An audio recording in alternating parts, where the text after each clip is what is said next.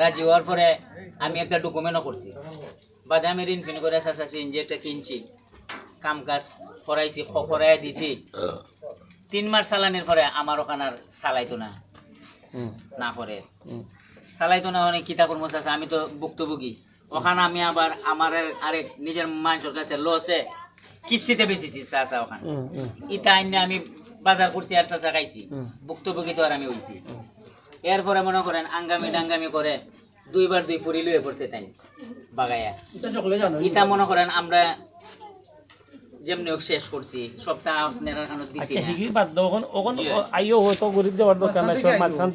তখন হইলো চাচা এর খাম হইলো চাচা, আমি হইলাম চাচা পেট গাওয়া মানুষ, গাড়ি হইলে বার হইলে চাচা ওইলে রুজি না হইলে আমার রোজা।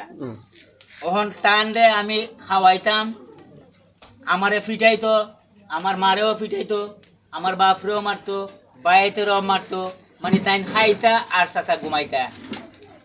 ওখন এরপরে চাচা আমি এলাকার যুব সমাজের একবার ডাকাইছি আমার বাড়িতে।